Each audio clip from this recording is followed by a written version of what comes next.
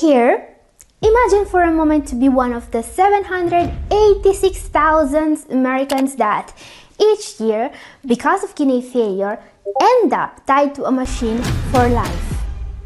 It all would start with a diagnosis of chronic kidney disease that came too late, accompanied inevitably by a prognosis that's all but favorable. A story that we have heard many times, alright? Only this time with a plot twist. So imagine this now. Your condition, CKD, is not a life sentence anymore. Your condition can be treated by managing a single mineral with the use of a combination of natural supplements. You are actually able not just to avoid dialysis, but to go back to stage 2. And what stage 2 CKD means is not just not having to undergo dialysis, it means not having to follow a renal diet anymore. It means not having to do any therapy at all for kidney disease. Now guys, what we are looking at today is no work of fiction. This is a case study. This was published as part of an article on a peer-reviewed medical journal, Reversing Chronic Kidney Disease with Niacin and Sodium Bicarbonate. This is the title of this article. As we will see, this is the story of an 81-year-old man who was diagnosed with CKD only when he was in late stage 4 already. Because even if he had received a quintuple bypass, and even if he was suffering from prediabetes and high cholesterol levels, no doctor ever thought about checking his kidney function.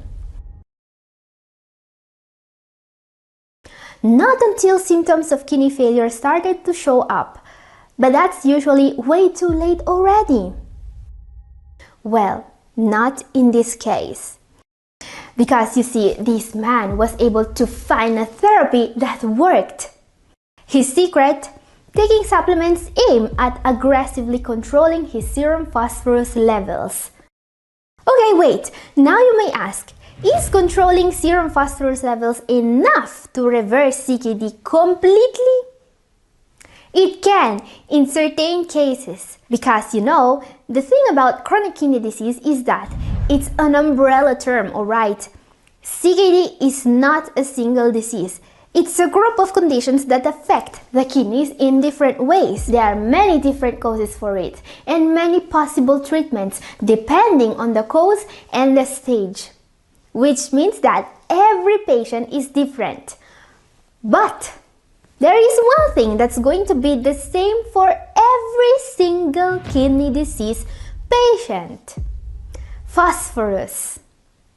I want to be very clear on this. If you have CKD, getting your phosphorus levels down may be the key to reverse the progression of the disease. Excessive phosphorus is toxic to the kidneys as well as virtually every organ system in the entire body, which means that there is no way you can improve with CKD if you don't get your phosphorus levels down. So what I want to share with you today is the best strategy to manage phosphorus levels. This is a very often underestimated lever for CKD patients that can actually make all the difference in the world. It can make the difference between ending up in dialysis and getting back to stage 2. So yeah, for this patient, phosphorus alone was the key to get his creatinine levels and kidney function back to normal. And well, you can do the same. Today, we will see how. So if you think this video is informative, please tap the like button and also consider sharing it with a friend so more people will be able to see it. And now you may ask, I'm already worried enough about my potassium levels, about oxalate, about uric acid. Are you sure I should also care about phosphorus? Well, phosphorus is one of the most important renal toxins, but it doesn't just damage your kidneys. It can literally kill you. Most studies today are linking higher serum phosphate levels to a higher mortality rate in those with CKD. Because you see, when the kidneys cannot filter phosphorus efficiently enough, it will bind to calcium and it will cause vascular calcification, which is a cause for heart disease, heart attacks, strokes, and more. This is why I believe that having too high serum phosphate is probably even worse than having too high potassium levels. Phosphorus is one of the reasons why dairy products, meat, and fish are forbidden for people with kidney disease today, alright? In fact, if you still have protein sources in your diet, they are probably low phosphorus protein foods, such as egg white or beans. Now, this is very important. Controlling phosphorus levels was key in this case study for the huge improvement in kidney function obtained. This patient would have never been able to get back to stage 2 without managing phosphorus levels. Your diet and treatment in general should be based on this level if you have CKD. So now you may ask, how was the 81-year-old patient able to get back in stage 2? What he received is a 3-way treatment to control his phosphorus levels, and that was key to his improvement. What they used in particular was calcium carbonate, which I often recommend here because, well, it works. So he took calcium carbonate in a dose of 2 to 4 grams of calcium carbonate antacid tablets per day at meals, and also sodium bicarbonate at 1.8 grams per day. This is also crucial and something I always recommend because it helps with metabolic acidosis. And also very important, niacin. Niacin is the main reason why this study was published. You see, this vitamin is not usually taken in order to manage phosphorus levels, but it may also help with that. The author of this study thinks that niacin is one of the main reasons why this patient was able to get back in stage 2. Niacin has phosphorus lowering effect and it also works against proteinuria. But the way it was administered in this study is very different from how I usually see kidney disease patients take it. This is why I will circle back to niacin in the next part of the video. Before that, very important. Are your phosphate levels under control? Okay, now guys, it's 100% clear that without an adequate strategy to control phosphorus levels, managing CKD is not possible. Avoiding kidney failure is also not possible. So, is your strategy to control phosphorus level working? This is what I want to focus on now, because as we have seen, it can save your life. And there is only one way to understand if this key level is in range. Take a look at your last blood works. The right range for serum phosphate is 2.5 to 4.5 milligrams per DL, okay? Anything higher than that and you are at great risk of a fast progression of kidney disease. So, what can we do if this level is out of range? There are 2 ways to keep phosphate levels down: limiting the intake and using binders. Let's do this now, starting with the foods. As usual, the diet is probably the most important step to improve your kidney function. So the big question is, what foods contain phosphorus? Most common dietary sources of phosphorus are dairy products, meat, poultry, and seafood. Processed foods such as deli meats, bacon, sausage, sodas, and sport drinks are also high in phosphorus. Since phosphates are used as food preservatives, foods such as baked goods, morning cereal, sauces, and many other packaged foods may also be rich in phosphate. And if your goal is to reverse kidney disease, all of these foods you see here in my list should be completely avoided. None of this is suitable for a renal diet. Now, there are other foods that contain phosphorus that don't need to be completely avoided. These include legumes, nuts, whole wheat breads, and cereals, and some vegetables such as asparagus, tomatoes, and cauliflower. So, as we can see, there are some foods containing phosphorus that you should completely avoid and some others you can still eat. But why is that? Why is phosphorus from some foods bad and from some others not? Because there are various types of dietary phosphorus, alright? This is important because the body will react very differently if phosphorus is coming from plant-based foods, from animal-based foods, or from additives. Phosphorus additives are a problem. Foods that have added phosphorus will cause your blood phosphorus levels to go up more than foods that have phosphorus naturally. Phosphorus that is added to our food is nearly 100% absorbed. Phosphorus from meat and dairy is also highly absorbed. About 90% of phosphorus from animal-based foods ends up in our bodies, but you only absorb about 30 to 40% of the phosphorus from plant-based foods. And also, plant-based foods have way less phosphorus than animal-based foods, which means that foods such as legumes, nuts, seeds, and grains that also contain some phosphorus can still be part of your diet, and these foods have lots of health benefits. So if you have watched this part carefully, you may understand now why a plant-based diet mainly composed by single-ingredient food items is the cornerstone of the therapy for CKD, because phosphorus destroys your kidneys. In short, if you are following a renal diet, the first rule is avoiding meat, fish, dairy, and processed foods containing added phosphorus. Check the labels for phosphates. On the other hand, limiting foods such as grains, nuts, seeds, and other plant-based foods won't really help managing phosphorus levels. Now, very important, you can decrease even more your phosphorus absorption with a phosphate binder. So question, what can you use to decrease phosphorus absorption? Calcium-based phosphate binders are often used to keep phosphate levels down. Taking them with meals may be helpful because calcium carbonate sticks to the phosphorus in the foods you eat. The phosphorus is then removed through the bowel, effectively stopping your body from taking extra phosphorus in. So ask your doctor if you are not taking one. These also have other benefits. Since they are calcium-based, they can raise your serum calcium, which is usually too low in those with CKD. Another benefit of calcium-based phosphate binders is that they protect you from oxalates. Now, in the case study of the 81-year-old patient that went from stage 4 to stage 2 CKD just by decreasing his phosphorus levels, the patient was prescribed 2 to 4 grams of antacid tablets per day. He takes them with the main meals. This is a common prescription, but may not be right for you. This is why you must discuss this with your doctor. Remember that phosphate binders are not some fancy supplement or alternative medicine. They are widely used in CKD patients and also recommended by current guideline. If your doctor tells you that you don't need a phosphate binder with CKD, ask them why. Alright? Ask them to write down exactly why you don't need a phosphate binder. Now guys, as I was saying, the most important part of the 81-year-old patient treatment was a vitamin.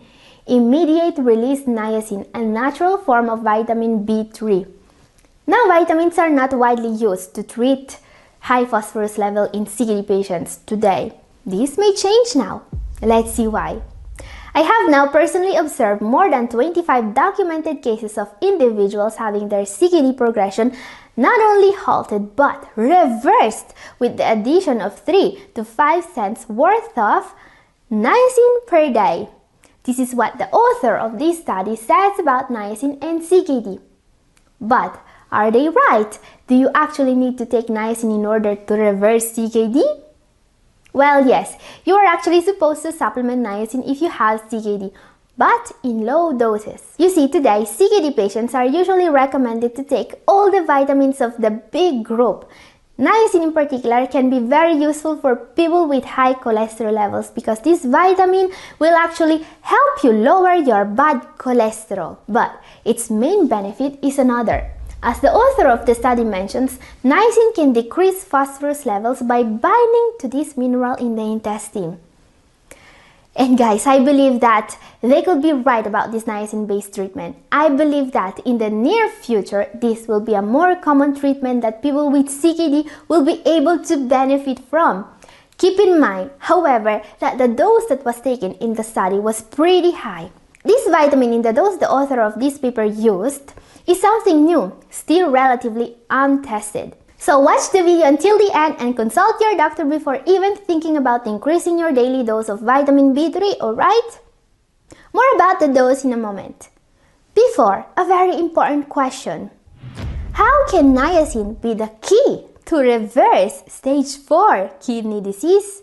Niacin is a powerful form of vitamin B3 and it's very beneficial for your kidneys, says science. Many studies show niacin can lower high cholesterol levels, protecting your heart and kidneys.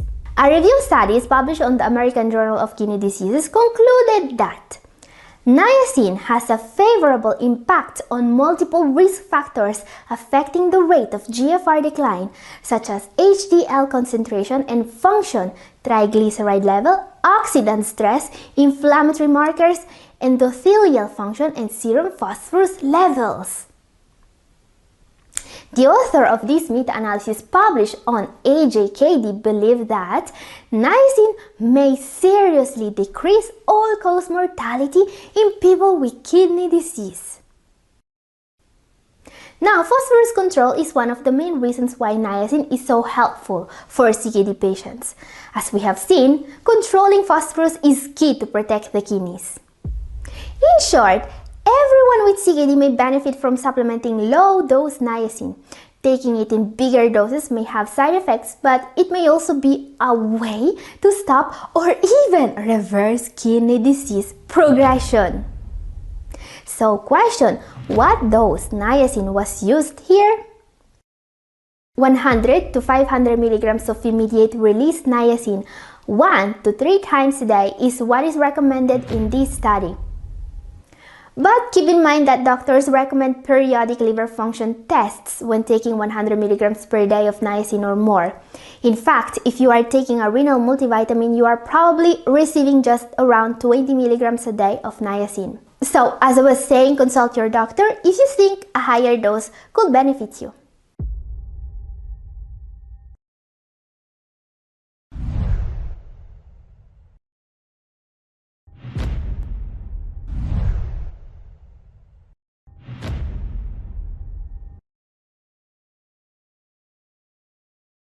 I want to share my story too. My name is Carl and I'm 73. My GFR has been declining steadily for as far back as I have records, but my doctor never told me anything until June of 2022. It hit 33 last April. Also, my doctor told me that he didn't like the amount of protein in my urine. I knew it was getting serious and I decided to do something about it. I did some research and I started watching your channel among other things. I made some dietary changes. I stopped eating meat and using dairy products, but I did backslide once in a while. Realistically, I went from eating meat almost every meal to eating meat maybe twice a week and using dairy products multiple times a day to maybe sparingly 2 to 3 times a week. Little cheese on my potato, etc. I also upped my exercise to 4 to 5 times a week as opposed to around twice a week. And one thing that you said stuck in my mind.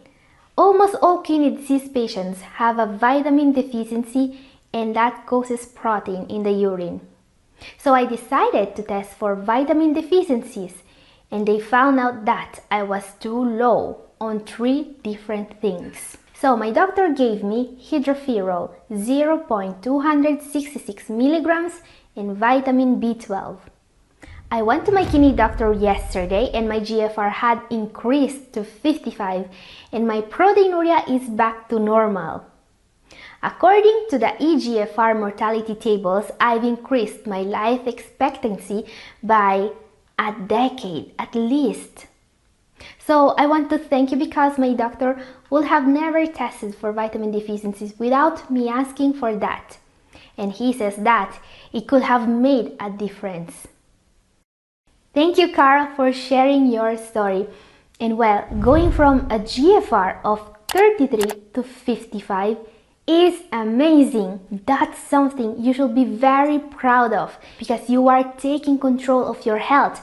And I can tell you that this is one of the best things you can do in your life. So congratulations. And guys, Carl's story is giving me the occasion to talk about one of the most dangerous hidden causes of kidney damage, vitamin deficiencies. So why should you care about vitamin deficiencies? You see, vitamin deficiencies are not taken as serious as they should by today's medical practice. And that's a fact. I mean, every time a new study about vitamin D, for example, comes out, the results are more terrifying. Recently, a study analyzed the serum levels of 759 CKD sufferers in all the stages of the disease. What this study found out is that all of the CKD patients examined had vitamin D deficiency. But you see, today, not nearly enough kidney disease patients are being treated and in most cases not even tested for vitamin deficiencies, which is a serious problem. I mean, Carl's doctor never told him to test for vitamin deficiencies. He only did that because he learned about this issue here on this channel. And I'm wondering if any of you guys is receiving appropriate testing for vitamin deficiencies. So please let me know in comment section because I think this is important for everyone.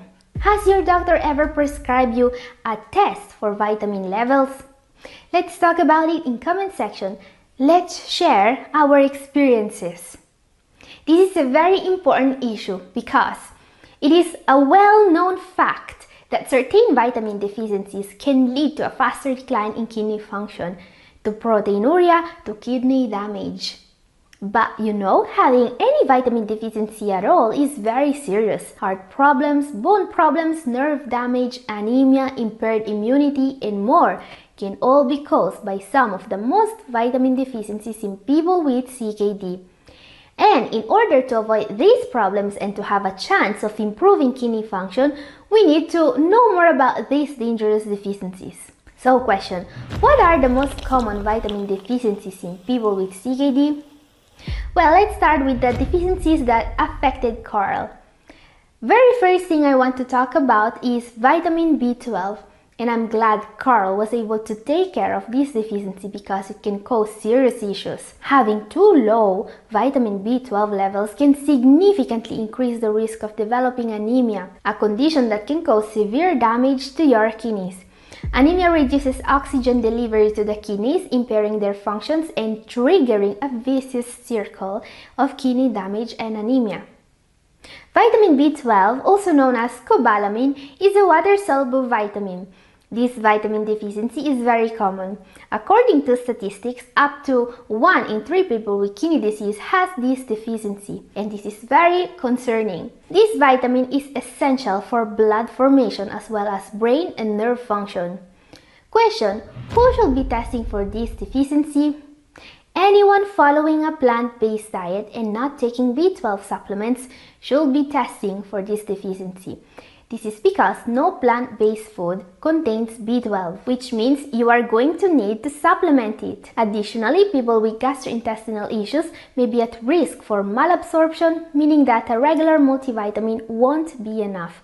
This may also be true for those taking proton pump inhibitors or metformin. So ask your primary care physician to test you for B12 deficiency, especially if you are in any of these categories. And there are very few foods with significant amount of B12 that are also suitable for a renal diet. This is why most CKD patients are recommended to supplement 6 micrograms of B12 per day even if they are not deficient.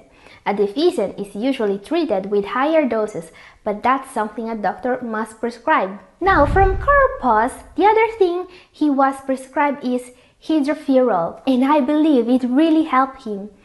So what is hydroferrol and why is that so helpful for people with kidney disease? Hydroferrol is just the commercial name of a special form of vitamin D called calcifediol. As I was saying, almost every single CKD patient is low on vitamin D. And that's not because they don't eat enough foods with vitamin D or because they don't sunbath enough. It's because the kidneys are a key part of the body's process to convert vitamin D3 from sun, foods, and supplements into the active form the body can use. What's more, having the correct vitamin D level is also crucial for kidney health. A deficiency in vitamin D is directly linked to proteinuria, a predictor of declining kidney function. What's scary is that almost every single kidney patient has dangerously low levels of this vitamin. So this is something we can all learn from Carl's story. Make sure your levels of vitamin D are in order, get tested for this vitamin, and supplement adequately if you care about your kidneys. Now, studies today are pointing out that giving just regular vitamin D3 to people with kidney disease stage 3 or more is not enough because their kidneys may not be able to activate enough vitamin D3. So what is usually recommended is to supplement a form of vitamin D that's already activated. Today, there are several activated forms of vitamin D available that your doctor can prescribe to you. These medications are called vitamin D analogs. These include calcitriol, paricalcitol, calcifediol, and more. So yeah, not everyone is going to be prescribed 0.266 milligrams of hydroferrol like Carl did. That's a monthly dose, by the way. The correct type of vitamin D analog depends on your serum levels and on your thyroid hormone levels. Blood analyses are required for your doctor to make the right prescription if you need a vitamin D analog. And by the way, I'm not surprised at all that this vitamin helped Carl so much, especially with proteinuria. You see, what a recent study found out is that correcting a vitamin D deficiency may result in 34% lower protein in urine. Now, this would make a huge difference, as I was saying, because your proteinuria level is a direct predictor of your future kidney function, and vitamin D level is also linked to inflammation and scarring in the kidneys. So, make sure you are not overlooking this vitamin. Question: is taking vitamin D or an analog alone enough? When it comes to vitamin D, there are other very common vitamin deficiencies that must be addressed because they are all connected. First of all, magnesium. Magnesium and vitamin D are connected, and supplementing vitamin D without magnesium will be unwise. Magnesium is a mineral that's involved in many biochemical reactions, including the synthesis and metabolism of vitamin D. Without enough magnesium present, vitamin D is stored in the body and not used. So, if you start taking vitamin D, the body may use all the magnesium it can to actually benefit from this vitamin D. But this may actually cause your magnesium levels to be depleted, which is absolutely not something you want. A magnesium deficiency can cause your blood pressure to skyrocket. Very bad for kidney health. Magnesium is extremely important to keep your body and kidneys functioning properly. Recently, magnesium made the headlines because low levels of this mineral were linked to a faster decline in kidney function and earlier end-stage renal failure. Research also linked increasing magnesium intake to reduce water retention. And magnesium deficiency is so common that if you are having frequent muscle cramps or troubles focusing and sleeping, magnesium deficiency should be investigated as a cause. In short, if you are supplementing vitamin D, which you probably should, also take magnesium. According to recent studies, taking 300 to 400 milligrams daily of magnesium oxide is the best way of keeping this mineral in the correct range. But while you should always take vitamin D in the morning, I recommend to supplement magnesium in the evening though, since it helps you sleep. There is another vitamin that's crucial to supplement when supplementing vitamin D. I'm talking about vitamin K2. Because one of the main functions of vitamin D is to transport dietary calcium throughout your arteries. Vitamin K2 helps make sure the calcium ends up where it belongs, absorbed by your bones. Without enough vitamin K2, patients supplementing vitamin D have been found to be more at risk of vascular calcification. Absolutely not something you want. A very important question: what vitamins are all kidney disease patients supposed to supplement? We have already seen how important it is to supplement vitamin B12, vitamin D, vitamin K2, and magnesium. But those are not the only deficiency you may be at risk for if you have kidney disease. In fact, while for the general population vitamin supplements are not really that useful, it's different for people with kidney disease. There are more vitamins that almost everyone with kidney disease may benefit from. One of the vitamins you need the most is vitamin C. Vitamin C is widely known for its function as an antioxidant. It actively improves immune health and protects the kidneys from oxidative stress. Remember that if you want to fight kidney disease and diseases in general, you need as many antioxidants as possible. Vitamin C is especially recommended to those following a potassium restriction. You see, some of the best vitamin C sources such as citrus fruits, bell peppers, papaya, broccoli, tomato, kale are also very rich in potassium. If you don't eat these foods regularly, you may need a supplement to keep the level of this vitamin in the right range. And yes, supplementing vitamin C in a low dose of 60 to 100 milligrams a day is a valid strategy to help the kidneys. Now, unfortunately, when it comes to vitamin C, you don't need a special form like for vitamin D, but not all the supplements you can find are right for people with CKD. First of all, because they are mostly in too high doses. Sometimes you can even find 1000 milligrams vitamin C supplements, and that's 10 times more what you need. No good. Do not take more than 100 milligrams of vitamin C per day without a prescription from your doctor. Also, there are two forms of vitamin C present on the market, sodium ascorbate and ascorbic acid. They are not the same. Sodium ascorbate is not safe for those on a low sodium diet. Sodium ascorbate contains sodium or salt, which is known to increase blood pressure. Always prefer ascorbic acid. Another vitamin that is really important for kidney health. This one fights diabetes, anemia, and cholesterol. Vitamins of the B group. All the vitamins of the B group should be supplemented when battling CKD. They all can help boosting your kidney health. B1 and B7 protect you from diabetes. B3 fights cholesterol. B6, B9, and B12 are crucial for anemia. Vitamin B6 is frequently too low in people with kidney problems, and it's crucial for the nervous system and immune system. Vitamin B2, riboflavin, boosts the immune system and fights headaches. Vitamin B3 or niacin helps with cholesterol. B5 fights stress. B7 and B1 lower blood sugar in diabetes. In short, if you have CKD, you may need to focus on vitamin supplements in a way that the general population doesn't need to.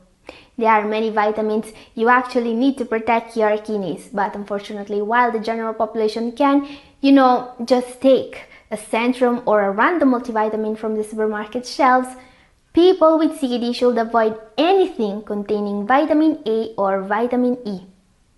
Now, if you are in a rush, there are multivitamins specifically made for people with kidney problems. Some of the most known include Renavite, Nephrovite, ProRenal Plus. You can find some links in the description, by the way. But you see, I usually recommend getting informed more about vitamins since they really are crucial for you, as we learn from Carl's story. There are so many people suffering from vitamin deficiencies, most without even knowing it, that I strongly recommend getting tested regularly and supplementing accordingly.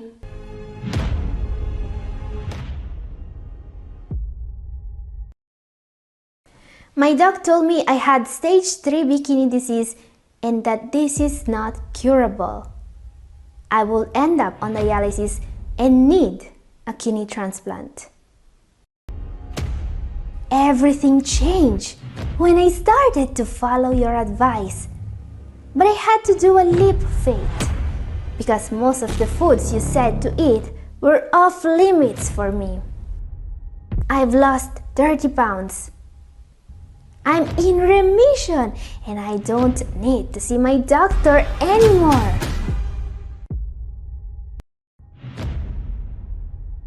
The big question is the food you eat protecting your kidneys or is it damaging them?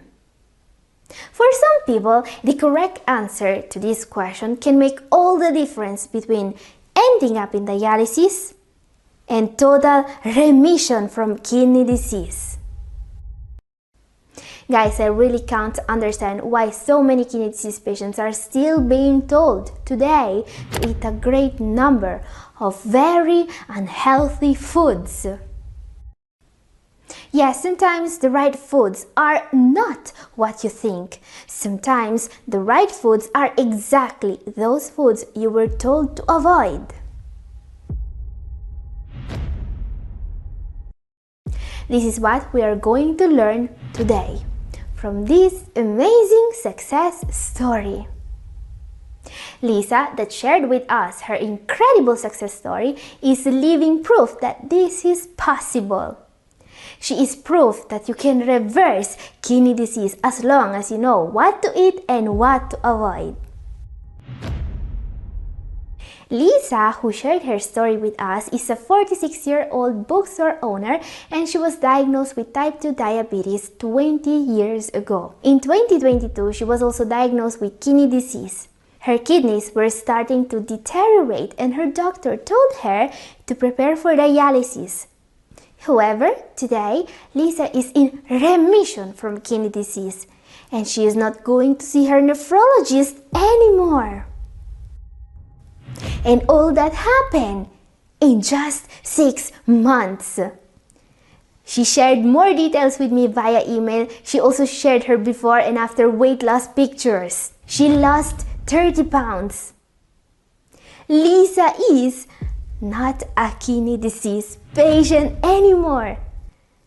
So naturally, I asked her if she wanted to do a little interview here, so she could answer some of the questions that can be more interesting for you guys following me here. This is how she did it. I have kidney disease and I managed to put it into remission. A year ago, my doc told me I had stage 3B kidney disease and that this is not curable. I would end up on dialysis and need a kidney transplant, maybe even more than one in my life. I'm just 46 and my outlook was bleak at best. I was always tired, depressed, anxious, and worried for my family. How will they cope without me? But then, something clicked in me. I decided I wasn't going to accept this fate. I started looking for answers. I was searching for anything that could give me hope. Can chronic kidney disease be reversed? Can stage 3 CKD be stopped? Even search just for a little hope, like, can stage 3 CKD improve? That happened in 2022. I had stage 3B chronic kidney disease and my creatinine was 2.1 milligrams per DL. I double-checked that number because today my creatinine is half what I had in 2022. Okay, thank you very much, Lisa, for sharing your story, and congratulations on your improvement. It's always a great joy for me when one of you guys shares their success story with me. And guys, if you think this success story is inspiring, share this video with anyone you know who is suffering from diabetes or kidney disease, and give this video a like so more people will get to see it. Because that's how she found me. She was literally searching for hope. Today we know that kidney disease is reversible. This is a proven fact and no one can take it away from us. And I'm incredibly happy that she was able to find out about this, because not many doctors today are going to tell their patients that reversing kidney disease is possible. Now, her story is really interesting, but one of the most interesting parts, in my opinion, is the process of unlearning what she was taught about the diet for diabetes. Let's see why. In 2022, looking at my number, I also had a fasting glucose of 189 milligrams per DL, a total cholesterol of 367 milligrams per DL. All that bad numbers are going up, as my doc said. I've been on a low-carb diet for 6 years now. I thought it was the best thing for me since I have type 2 diabetes. I only ate 25 grams of carbs per day. Each meal consisted of foods like eggs, dairy, beef, chicken, and fish, combined with either non-starchy vegetables or berries. I stayed away from all the stuff that was supposed to raise my insulin. No processed foods, no added sugars, no refined flour, no high GI fruits like bananas, melons, pineapples, grapes, no starchy veggies like potatoes, beets, corn. I was super careful, but my fasting glucose was always too high. So she was religiously eating what many people still consider the right diet for diabetes today. But over 6 years of this diet, her numbers were only getting worse. So guys, can you spot what was her problem here?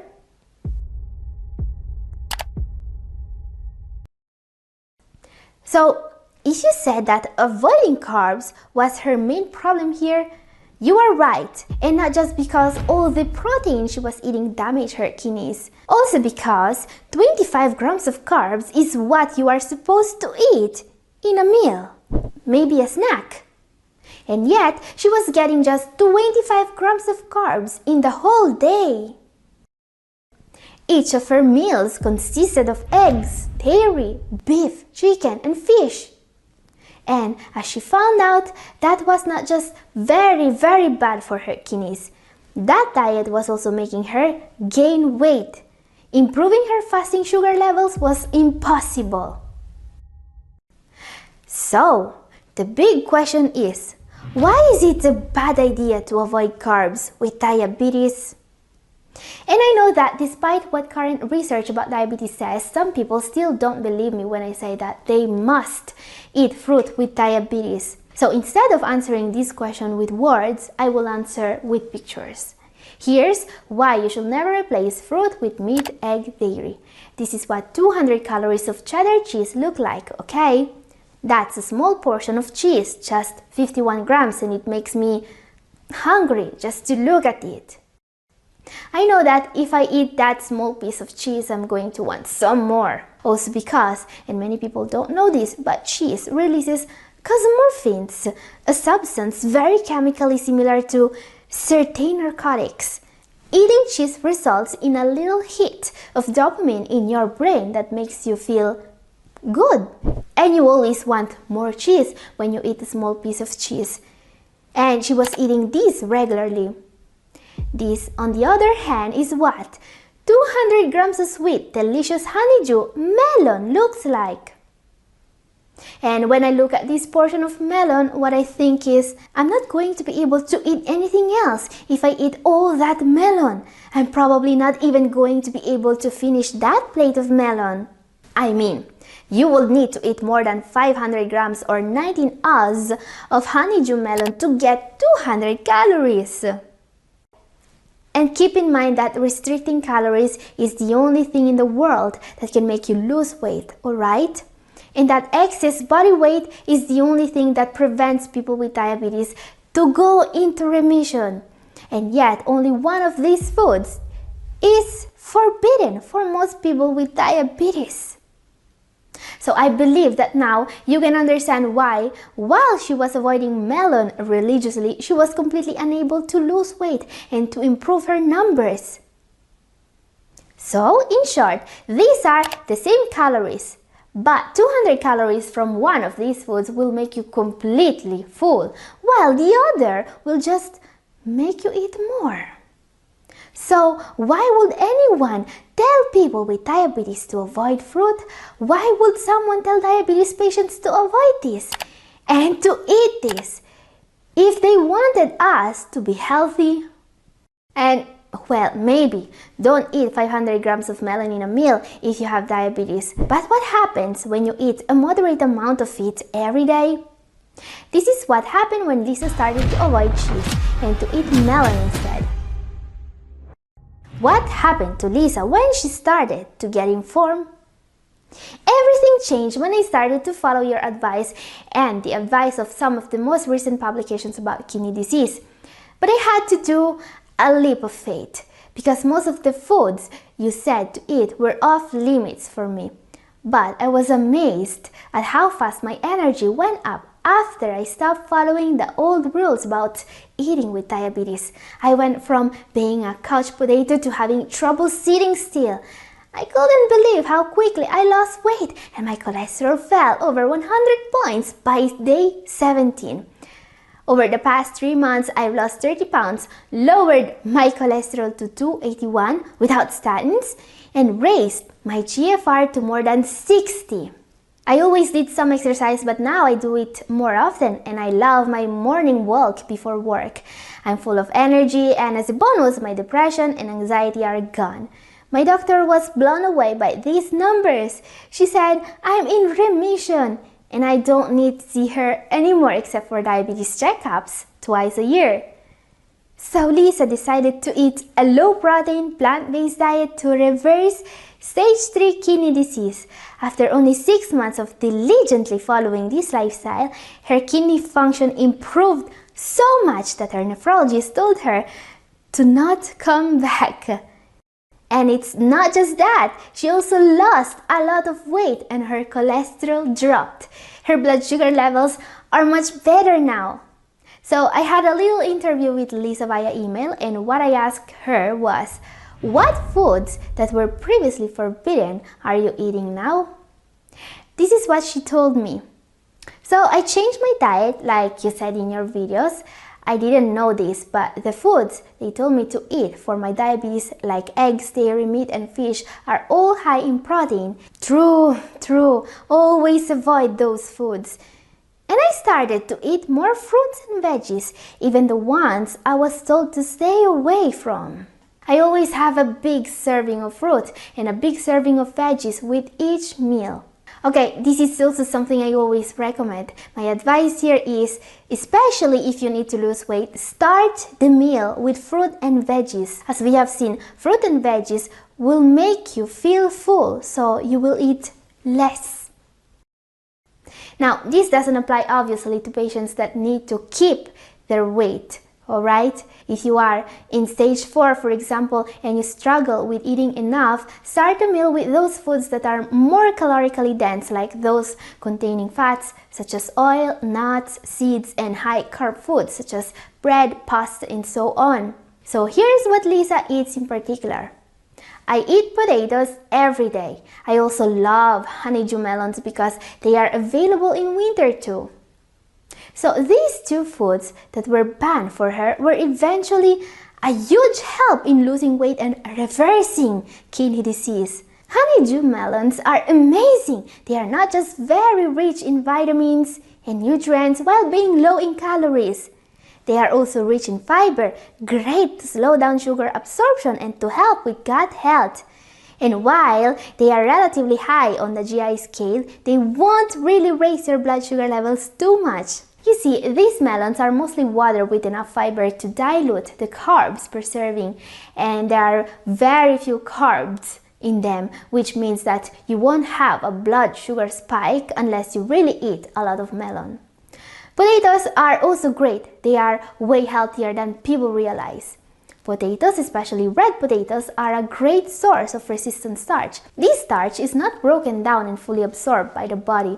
Instead, it reaches the large intestine where it becomes a source of nutrients for the beneficial bacteria in your gut. Research has linked resistant starch to many health benefits, including reducing insulin resistance, which in turn improves blood sugar control. Some more forbidden fruits that Lisa is eating to reverse kidney disease.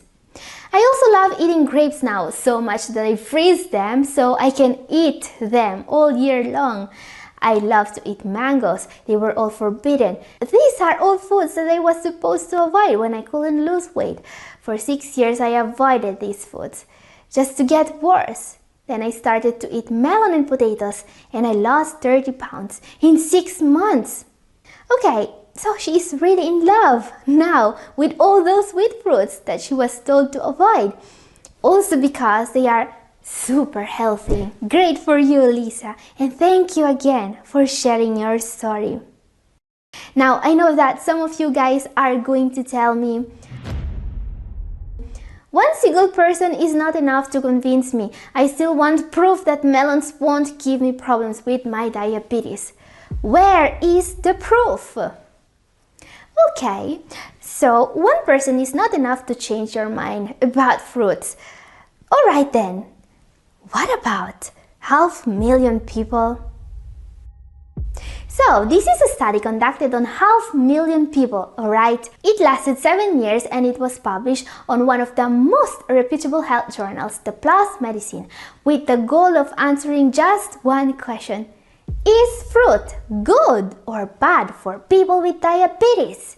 Here's what they found out, and I quote, in those individuals who already had diabetes prior to the start of the study, consuming fresh fruit more than 3 days a week was associated with a 17% lower relative risk of dying from any cause and a 13% to 28% lower risk of developing diabetes-related complications, including kidney disease, than those who consume fruit less than 1 day per week. So less risk of dying, less risk of kidney disease if you eat more fruit. Is there anything left to say? Actually, the authors of the study concluded that restricting fresh fruit intake in those with diabetes is a mistake. And obviously, you don't really want to eat half melon a day, as I was saying, but don't avoid melon, don't avoid fruit. Consume fruit in moderation so your blood sugar levels won't get too high. But science tells us that if you have diabetes, eating more fruit is always going to be good. In 2022, my GFR was 28. I was in stage 4 of CRF. Today, my GFR is 61. I'm back in stage 2. This is how I did it. Gathering here, today I want to share with you the story of one of my subscribers. He was able to go from stage 4 of CRF to stage 2 thanks to just one molecule. This was possible only because he found out exactly what was causing his decline in GFR. Because improving GFR means treating what's causing the damage. For more than 10 years now, I've been helping people overcome one of the most underestimated and dangerous conditions of our times. I've been working with people suffering from CRF for almost 10 years now, and I've personally met people who were able to improve. But today's success story is somehow special, and not just for the huge improvement this man was able to achieve. I mean, I didn't believe at first that someone in stage 4 was able to get back to stage 2. But then he literally sent me a picture of his tests via email, and I had to change my mind. This is why today I'm featuring his story here on YouTube. And by the way, what happened to him really surprised me. His nephrologist found out an incredible way to improve his GFR, and well, we will see more about that in a moment. And there is also a huge lesson to learn from this man. Let's see why. This is a message Arrigo, one of my followers on Facebook, left on my page. Hi Catherine, I'm a 51-year-old CKD patient. I want to share with everyone here my story because I believe it can help others. In 2022, my GFR was 28. I was in stage 4. Today, my GFR is 61. I'm back in stage 2. I had to do only one thing to achieve that, and it was finding out what was causing my damage. But it wasn't easy. Prior to being referred to a nephrologist, I had talked with my primary care physician about my worsening GFR. But there certainly wasn't any sense of urgency about my numbers. No effort was made to find out what was causing them to decline. By June 2021, however, that changed. My creatinine levels had risen to 1.97 and my GFR had dropped to 30. My protein level was also too high. My first nephrologist confirmed that I had stage 3B kidney disease. I was told it is not likely to be reversible. He stated also that the Big D machine will definitely be figuring into my future. So that was essentially my wake-up call. This began my research, and this is how I stumbled across Catherine's channel. I watched many of her videos and I even took notes. However, in May of 2022, I met with my new nephrologist and my last lab showed a huge creatinine increase, up to 2.26 and a GFR of 28. I was in stage 4, so clearly something had to be done. One thing Catherine said kept echoing in my mind. Find what's the cause of your problem. My first nephrologist was never able to tell me why my GFR was going down. I have hypertension, but that was under control with atenolol. Little did I know that taking atenolol is a known cause of nephrotic syndrome. Okay, I will stop his story now because This is something we need to take a look at more in depth. This is a key point, in my opinion, of how he was able to reverse the decline of GFR at the point that he is in stage 2 now. Finding what's causing the problem. Question: do you know exactly what is causing your problem? Let's take a look at some of the most common causes of damage. As you can see, the first two things are diabetes and hypertension. These are the two most common causes of people ending up on RRT, or the Big T machine, in the US. Combined, they account for up to 70% of all the cases. If you have any of these, never let any of them go untreated. As Arrigo's story teaches us, finding and stopping the cause of the damage is key to improve our GFR. What we need to keep in mind is that the decline of GFR can be stopped and in some cases reversed just by controlling these factors. And while there is plenty of things your nephrologist can give you to keep this in check, remember that natural lifestyle changes are always best. Lose weight in case you need to exercise regularly, paying more attention to our bodies. This can really go a long way controlling any metabolic condition. Now, the third leading cause of CRF is, as you can see from this chart, is something called glomerular disease. This is a condition that damages the filtering units, the glomeruli. This can even be idiopathic, meaning it happens without any cause that can be found. Now, please also notice that CRF can also be caused by overuse of NSAIDs, some antibiotics, and some heartburn drugs. As you can see from this pie chart, there are a lot of cases caused by just two factors. And then there's about 1/3 of people that have CRF for a series of different reasons. Some of them know why and some don't, like it happened to Arrigo. In fact, as you can see, there are even some miscellaneous and unknown causes here. Some people are even misdiagnosed. So my point here is that if you know what's causing your problem with reasonable certainty, take care of that. If your cause is uncertain, however, do everything in your power to make sure you find it. You need to know what's causing your problem because that's the only way to have a chance of improving. Let's now hear more from Arrigo. As I was saying, he is one of my subscribers and he also follows me on Facebook. And when someone of you guys post a message like what we have read before, I always try to get in contact. Sometimes there are life lessons worth knowing. And even if not everyone answers my messages, Arrigo eventually did. Now, what he found out about what was causing his problem, what was making his GFR decline so fast, was unusual. Let's see why.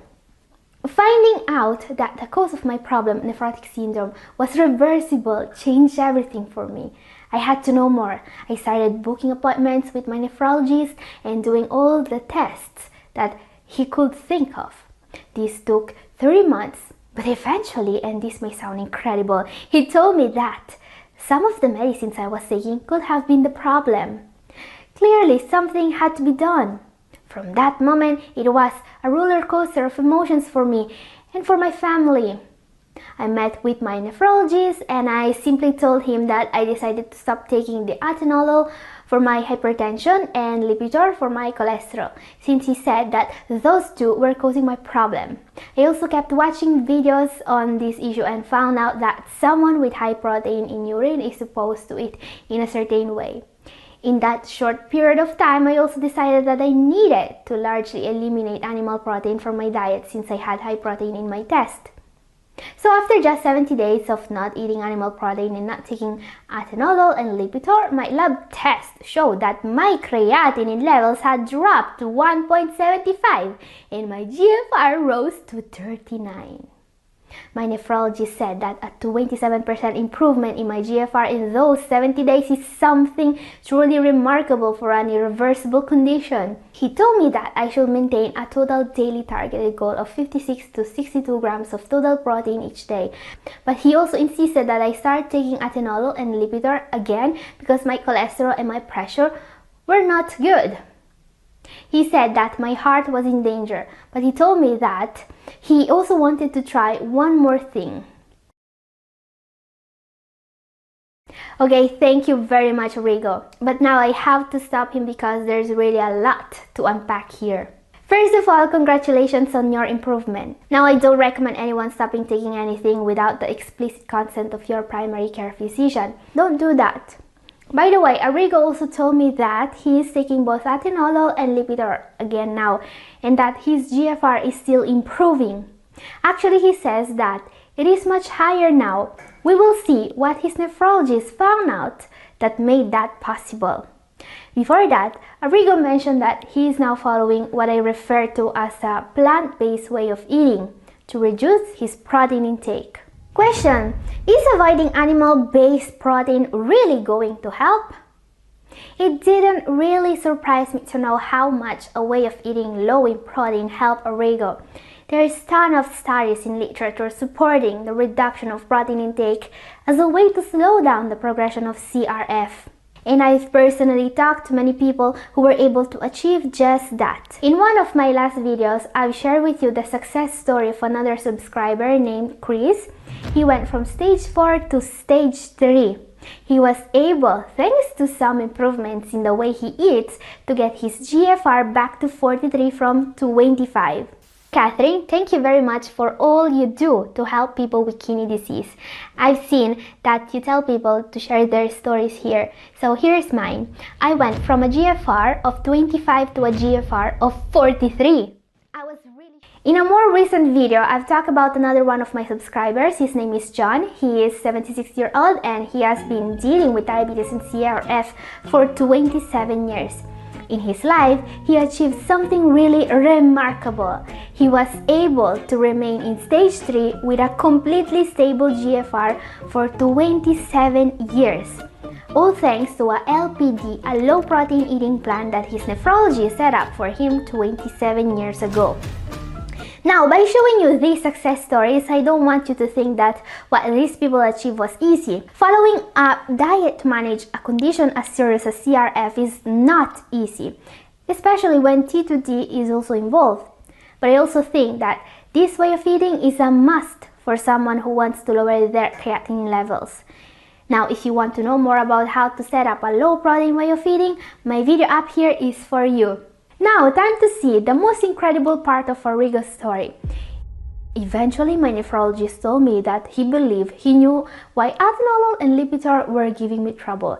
He asked if I was sleeping well and if I had frequent cramps. I said yes, and that those disappeared when I stopped atenolol and Lipitor. So I asked again if I could stop them, but my nephrologist talked me out of it. He told me they can even cause nephrotic syndrome, but that I should still take them. He gave me some injections that were supposed to stop these problems. He told me to try them for 3 months and to report. And then after 3 months, I've seen a huge improvement in GFR. My GFR went back to 61. My nephrologist was surprised and he told me this was one of the biggest successes of his career, and that even if my levels were going to decrease in the future, he was still going to be proud. I eventually found out that what he was giving me were CoQ10 injections. So question, what is CoQ10 and can it really cause a damage to the glomeruli? Coenzyme Q10 or CoQ10 is an antioxidant that your body produces naturally. Now, there are factors, however, that can hinder this production. All the cells in your body use CoQ10 for growth and maintenance. Having low levels of CoQ10 can cause several symptoms, including damage to several organs. Most common signs include muscle weakness, cramps, pain to muscles and joints, and in more serious cases, even brain and renal damage. Nephrotic syndrome is how this kind of damage is called. This can even cause CRF, like in Arrigo's case. We know that levels of CoQ10 in your body decrease as you age. CoQ10 levels have also been found to be lower in people who take beta blocker for hypertension or more often statins for their cholesterol. Today, CoQ10 is not generally given to those prescribed statins, but I believe in the near future this will become common practice because given the way statins act in the body, it is to be expected to have a deficiency in CoQ10. And there are cases in literature documenting the possibility of nephrotic syndrome, a cause of CRF, being caused by CoQ10 deficiency. This is mostly reversible. CoQ10 is found in meat, fish, and nuts. The amount of CoQ10 found in these dietary sources, however, isn't enough to significantly increase CoQ10 levels in your body. There are supplements that can be used, however. Question: what other deficiencies should you be aware of? Now guys, it's worth mentioning that there are many medicines that deplete essential nutrients in the body. Metformin, for example, that is widely used in people with T2D, is known to deplete CoQ10, folate, B6, B12. Lisinopril and other ACE inhibitors very commonly used in CRF can deplete zinc, magnesium, and calcium. Carvedilol and other beta blockers can deplete CoQ10 and melatonin. Many more medicines do have similar unwanted effects. You should see a list on screen right now. So my advice here is to make sure your levels are right for any of the essential nutrients linked to anything you may be taking. Deficiencies in any essential nutrient may cause a long and sometimes painful list of issues. A faster decline in GFR is linked to many deficiencies, so be careful and make sure to double check if anything you may be taking is linked to vitamin and mineral deficiencies. Ask your nephrologist for tests. A question I asked Arrigo: what would you recommend to my other subscribers that are battling with CRF? I want to tell them that finding a way of avoiding the Big D machine isn't easy, but it's a lot better than the alternative. Jumping into a low-protein diet certainly isn't easy, and I'm very glad I found a nephrologist that was able to find a way to prevent those medicines from damaging me. Throughout this journey, I keep reminding myself of the alternative, and for me, that just isn't an option. There is no choice but to persevere. I found that you've got to be your own advocate and do your own research. I would highly recommend watching Catherine's videos and reading other medical papers that are available online. And if they are willing, have a heart-to-heart discussion with your primary care physician and your nephrologist about what you found. If they don't, find better ones. But draw your own conclusions, act on those choices, and stick with it. Thank you very much, Arrigo, for sharing your story with us. Kenneth is a 72-year-old Marine. He had been battling with CKD for 3 years when he received a call from his clinic. I got a call from the clinic one day, and it was the nurse who said, "I just want to let you know that your results came back and everything is normal." He didn't have CKD anymore. This is how he did it. You know, it's always a great joy for me when one of you guys contacts me to share their success story. And Kenneth's story, who contacted me on the comment section of YouTube, is especially interesting. He was diagnosed with CKD stage 3B, probably caused by diabetes and with high blood pressure. But instead of losing hope, he started to get informed. He made changes to his lifestyle, and he consulted a dietitian who gave him a new diet and just one supplement to control both his insulin resistance and help his kidneys. And this made a huge difference with his GFR. His numbers went from 43, stage 3B, to 62, stage 2, which is an incredible achievement.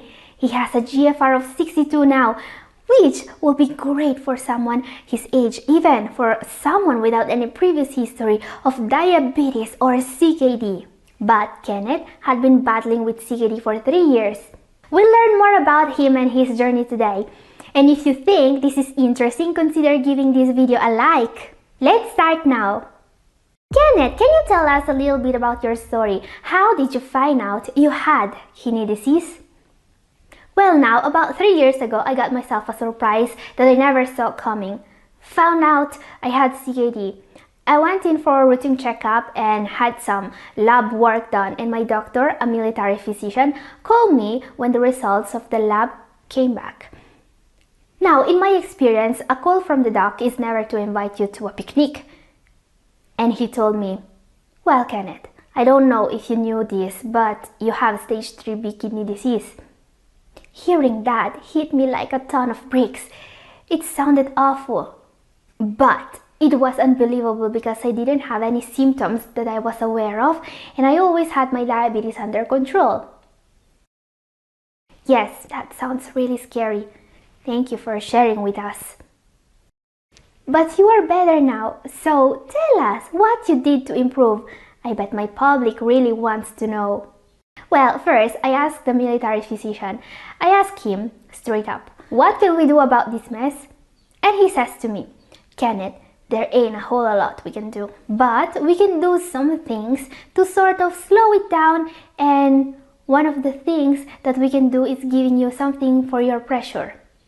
He wasn't joking around either, said my body was getting too acidic for his liking and it was high time we did something about it. Prior to him saying that I was just taking a supplement to control my pressure, and for a while it worked. But then suddenly it didn't work anymore and my pressure started creeping up. At that point, I had a choice. I could hold my stubborn position of not going on medication, or I could say, alright, I may have to make a sacrifice here. I chose to make the sacrifice go on the hypertension medicine so that I could slow this process down. Until I found something that will be more in line with the way I like to take care of myself.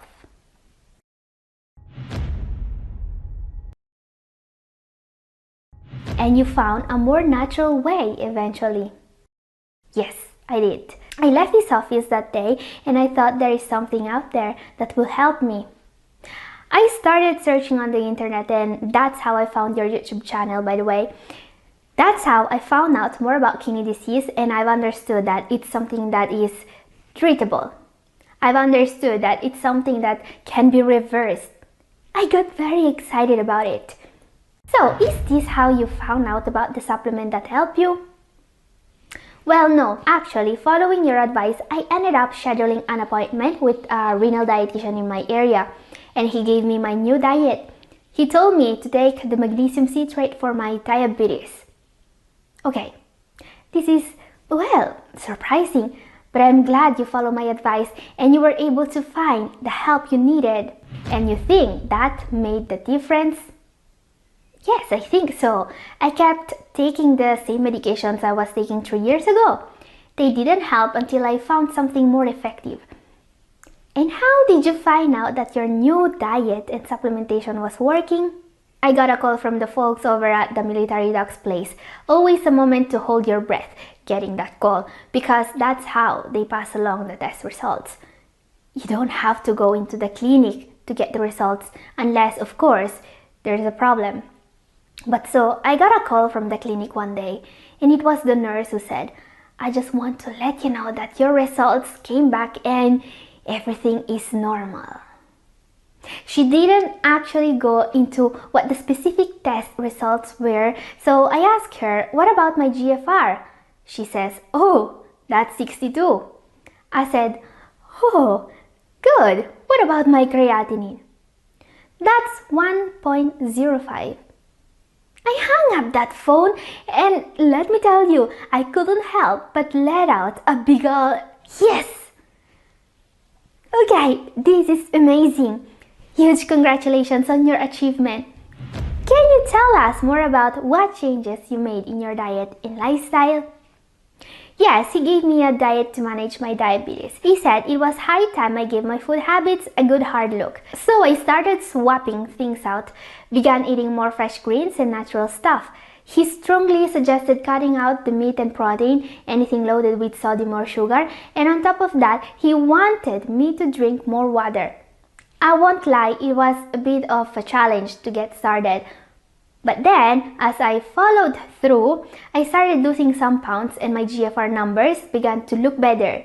His advice was to steer clear of sweets, start my mornings with oatmeal, and incorporate avocados and olives into my lunch, perhaps with some bulgur. He even gave me a list of snacks, unsalted almonds, blueberries, and said I could eat as much cauliflower and cabbage as I wanted. And he suggested sprinkling flax seeds on my meals. The latest addition to my routine was starting on magnesium citrate. It's a different way of living, but I can't deny it's doing me good. Kenneth, thank you very much for sharing your story with us. And guys, I want to break down a little bit the foods and supplements his renal dietitian prescribed him. So let's start from the diet. What kind of diet can help someone with diabetes and kidney disease? Now, I really like some of the recommendations this dietitian gave him. For example, blueberries. These are packed with antioxidants, fiber and vitamin C, but are low glycemic index, which means they won't spike sugar levels. Absolutely great! And also, oatmeal. I love when dietitians tell people to eat such a simple food, but so full of health benefits. Whole grains are high in fiber and can definitely help control sugar levels. They also contribute to a feeling of fullness, which can help maintain the right weight. Oatmeal also comes with a less known benefit. Oats are rich in beta-glucans, a powerful soluble fiber. Beta-glucan partially dissolves in water and forms a thick gel-like solution in your gut. Great to get rid of extra cholesterol and even some toxins while helping your gut health. A bit like acacia fiber but on a smaller scale.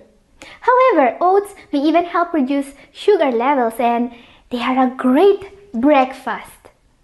And I see that his dietitian also told him to eat avocado.